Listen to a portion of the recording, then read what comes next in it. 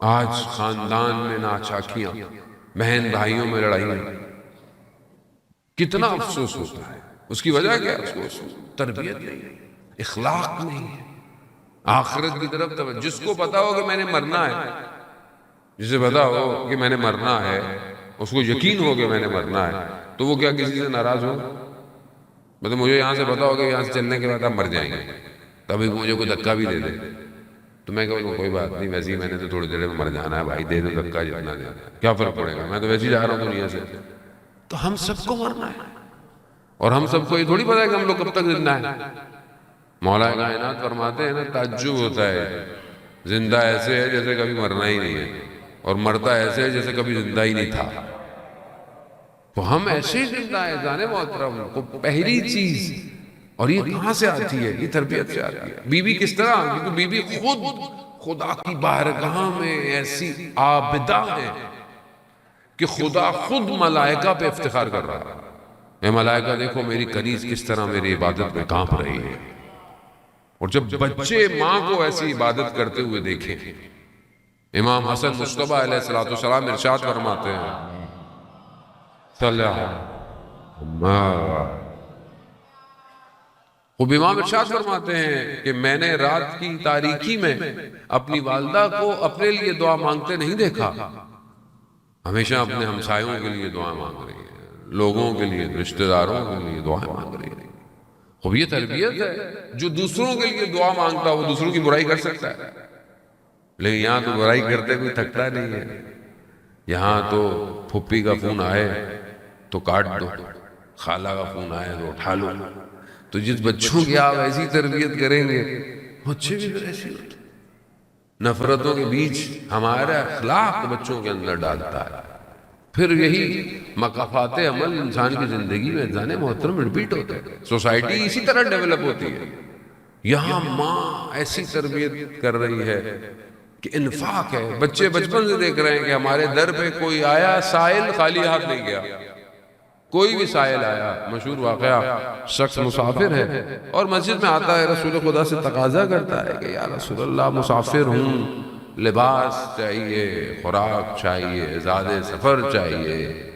رسول خدا ادھر ادھر دیکھتے ہیں، کوئی ظاہر حالات ایسے تھے کسی کے پاس کچھ تھا ہی نہیں، اپنی بیٹی کے گھر بھیج دیتے ہیں۔ جاتے ہیں، بیوی جو ہے وہ کہتے ہیں ایک چادر یمانی جو ہوتا ہے کپڑا وہ دیتے ہیں، وہ کہتا ہے بہرحال اس سے میرا گزارا پورا نہیں ہونا، تو بیوی اپنے گلے کا جو ہار ہے گلو ہے وہ دے دیتے۔ اب وہ لے کر آتا ہے مسجد کہ یا رسول اللہ یہ آپ کے گھر سے ملا ہے، تو رسول خدا کہتے ہیں کون ہے جو اس کو خریدے گا؟ تو حضرت عمار کھڑے ہوتے ہیں، اس مسافر سے پوچھتے ہیں کہ بھائی اس کے بدلے میں کیا چاہیے؟ کہا لباس چاہیے، خوراک چاہیے، کہا سب دے دیتے ہیں۔ اس ہار لیتے ہیں، اپنے غلام کو ہار دیتے ہیں کہ جاؤ اس کو لے کر رسول خدا کی خدمت میں جاؤ، ہار ان کو دے دو، اور تمہیں بھی میں نے ان کی خدمت میں بھیج دیا۔ جب ان کے پاس آتے ہیں تو رسول خدا فرماتے ہیں کہ ہار لے کر میری بیٹی کو دے آؤ، اور تمہیں میں نے آزاد کر دیا، غلام کو آزاد۔ اب وہ غلام ہار لے کر بیوی کے دروازے پہ جاتا ہے تو کیا کہتا ہے؟ کتنا پربرکت یہ ہار تھا، بھوکے کو کھانا کھلایا، بے لباس کو لباس دیا، مسافر کو زادِ سفر دیا، ایک غلام کو آزاد کر دیا، اور جہاں سے نکلا تھا وہیں واپس آ گیا۔ خوب یہ برکت ہے جارے محترم، خوب یہ اسی در کی برکت ہے۔ اب یہ برکت کہاں ہے آج ہمارے معاشرے؟ ہمارے یہاں برکت کا تو کانسیپٹ ہی ختم ہو گیا ہے، ہم تو اضافے کے چکر میں ہیں۔ رسول خدا فرماتے ہیں نا ایک زمانہ ایسا آئے گا کہ جہاں لوگ مال سے محبت زیادہ کریں گے اور حساب کو بھول جائیں گے۔ ابھی ہمیں اضافہ چاہیے، مولانا صاحب اضافے کی دعا کریں، اضافہ ہو جائے بھائی، بابرکت ہونا چاہیے۔ چاہے آپ ایک روٹی کھائیں لیکن گھر والوں کے ساتھ بیٹھ کے کھائیں، محبت کے ساتھ کھائیں۔ ہر کمرے میں الگ الگ لوگ فوڈ پانڈا پہ آرڈر کر رہے ہوں تو برکت کوئی نہیں ہے بھائی۔ برکت یہی ہے کہ ایک ہی دسترخوان پر بیٹھ، کم از کم ایک کھانا گھر والوں کو چاہیے کہ وہ ساتھ کھایا۔ برکت ہے، محبت ہے، تربیت یہی ہے، لیکن افسوس کہ معاشرہ اکھڑتا جا رہا ہے۔ شکر کریں کہ بہرحال اس مکتب سے تعلق ہے کہ جس میں یہ مجلسیں اور عزاداری ہوتی ہیں، ورنہ تو کون جمع ہوتا ہے اور کون بیٹھتا ہے اور کون کرتا ہے؟ یہ تو ان کا کرم ہے کہ جنہوں نے ہمیں جوڑ کے رکھا ہوا ہے، ورنہ ہمارے اندر تو نہ یہ طاقت ہے نہ اتنا اچھا عمل ہے ہمارا۔ جان محترم، کردار بھی وہی بناتے ہیں اور کردار کو عزت بھی وہی دیتے ہیں۔ شب جمعہ ہے، ظاہر ہے شب مغفرت بھی ہے، اور علماء اور کا ذکر کرنا بہرحال باعث برکت بھی ہوتا ہے اور محفل کو بھی نورانی کرتا ہے۔ ملا احمد ناراکی کہ جنہوں نے کتاب جو ہے وہ جامع سعادہ کتاب لکھی، اردو کے اندر بھی کتاب ہے، اس کا ترجمہ ہو چکا ہے، اخلاق کی کتاب، چاہیے ہم لوگ جوانوں کو پڑھا کریں اس کتاب کو۔ اصل کتاب ان کے والد نے لکھی تھی، ملا مہدی ناراکی نے، اور وہ رسالہ جو تھا وہ عربی میں تھا، کیونکہ وہ بہرحال نجف میں پہلے پڑھتے تھے، پھر بعد میں چلے گئے وہاں سے، تو ان کی کتاب جو تھی کیونکہ اخلاق پر مبنی تھی تو کتاب حوزے میں بہت مشہور ہوئی، بہت شہرت لی اس نے۔ تو جب وہ نجف زیارت پہ گئے تو علماء ان کی خدمت میں حاضر ہوئے اور تعریف کی کہ آپ نے ماشاءاللہ بہت اچھی کتاب لکھی۔ سب لوگ آئے سوائے ایک عالم کے، اور وہ نہیں آئے، اور وہ کون تھے؟ سید مہدی بحر العلوم، کہ جنہیں وقت کے امام نے اپنے سینے سے لگا کر علم منتقل کیا تھا، وہ نہیں آئے۔ تو انہوں نے کہا میں خود جاتا ہوں سید کی خدمت میں اور سید سے میں خود جو ہے وہ مل لیتا ہوں۔ تو لوگوں نے کہا کہ چھوڑیے، وہ کہاں آپ نہیں آ رہے، آپ خود کہا کہ مسئلہ نہیں ہے، بہرحال وہ سید ہے۔ میں گئے، درس دے رہے تھے، بیٹھے، سلام کیا، درس ختم ہوا، اٹھ کے چلے گئے۔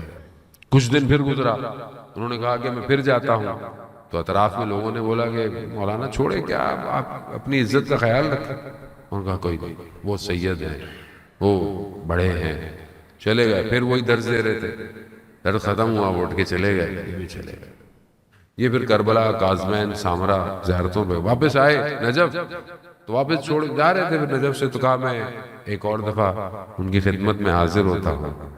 تو لوگوں نے بولا کتنا آپ اپنے نفس کو جو ہے وہ دبائیں گے، شکستہ کریں گے؟ کہا نا، جیسے ہی سید مہدی بحر العلوم کو پتا چلا کہ یہ آ رہے ہیں تو ننگے پاؤں دوڑتے ہوئے گلی کے کونے میں جا کر ان کا استقبال کیا، لے کر آئے، بٹھائے، اور پھر ان سے پوچھا کہ آپ پوچھیں گے نہیں کہ آپ 2 دفعہ آئے اور میں نے آپ کی طرف توجہ نہیں دی؟ کہا نہیں، مجھے علم نہیں ہے۔ کہا اصل میں دیکھنا چاہتا تھا کہ جو اخلاق کی کتاب آپ نے لکھی ہے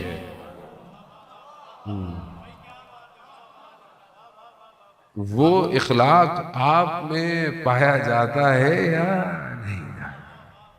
وہ یہ بڑی بات ہے جانے میں۔ تو اگر انسان باتیں بڑی بڑی کرتا ہے لیکن عمل میں زیرو ہو جاتا ہے، تو یہ بڑا مسئلہ ہے۔ آج معاشرے کا سب سے بڑا مسئلہ یہی ہے، ہمیں کردار، اخلاق، سوسائٹی، ہم شب جمعہ ہے، کل روز جمعہ ہے، ظہور کا متوقع دن ہے، ہمیں تو نہیں پتا کس جمعے کو ہونا ہے، لیکن دل تو یہی ہے کہ کل ہو جائے ظہور، اور ہم بہرحال امام کی نصرت کے لیے مزید اپنے قدموں کو آگے بڑھائیں۔ لیکن جب امام ظہور فرمائیں گے تو پھر وہ معاشرہ کیسا ہونا چاہیے؟ اس معاشرے میں کردار کیسے ہوں گے، اخلاق کیسے ہوں گے؟ اس میں بھی ہم ایسے ہی رہیں گے جیسے ابھی رہتے ہیں، ایک دوسرے سے ناراضگیاں، ایک دوسرے کے بارے میں برا سوچنا، کیا ایسی ہوگا؟ ایسا ہوگا تو پھر ہم امام کی ظہور میں تو شامل نہیں ہو سکتے۔ تو اس کے لیے ابھی سے اس معاشرے کو بنائیں کہ کم از کم اپنے گھر کو ایسا بنائیں، گھر کے کردار ایسے ہوں کہ اگر کہیں اور نہیں تو ہمارے گھر میں تو ہمارا امام آ سکے۔ لیکن افسوس، ہم نے تو اپنے گھر کے دروازوں کو بند رکھا ہوا ہے۔ ہمارے گھر کے دروازے بھی ایسے نہیں۔ استاد دانشمند اچھے عالم دین ہیں ایران کے، بیان کرتے ہیں واقعہ کہ ایک جوان نے بتایا کہ ان کے دروازے پر بیل ہوئی، اسکرین لگی ہوئی تھی، دیکھا کہ کوئی جو ہے وہ سب رومال گلے میں ڈالا، کوئی عربی جوان جو ہے وہ کھڑا ہے۔ کہا کون ہے؟ کہا مہدی ہوں۔ تو اس نے دیکھا کہ یہ تو امام ہے، تو کہا میں آنا چاہتا ہوں۔ کہا مجھے 2 منٹ دیجیے۔ اپنے گھر کی ترتیب کو بہتر کرنے لگا۔ جیسے ہی کہتے ہیں گلی میں باہر نکلا تو کیا دیکھا کہ امام گلی کے کونے پر کھڑے ہوئے ہیں اور خدا کی بارگاہ میں آنکھوں میں آنسو کہ پروردگار گواہ رہنا، میں نے دروازوں کو کھٹکھٹایا مگر کوئی 5 منٹ مانگ رہا ہے، کوئی 3 منٹ مانگ رہا ہے، کوئی میرے لیے تیار نہیں۔ عزیزان محترم، کیا میرا گھر تیار ہے؟ میں اپنے آپ سے، میں آپ کو تو نہیں کہہ سکتا، کیا میرا گھر تیار ہے؟ کیا میں اپنے گھر کے اندر ایسی چیزیں تو انجام نہیں دے رہا جس سے میرے مولا میرے گھر میں نہیں ہے؟ کیا میرا رویہ میری زوجہ کے ساتھ، کیا میرا رویہ میرے بچوں کے ساتھ، کیا میرا اخلاق میرے والدین کے ساتھ اچھا ہے؟ خوب اگر یہ بہتر ہوگا تبھی تو امام میرے گھر آئے گا۔ تو ہمیں سب سے پہلے اپنے گھر کو بہتر کرنا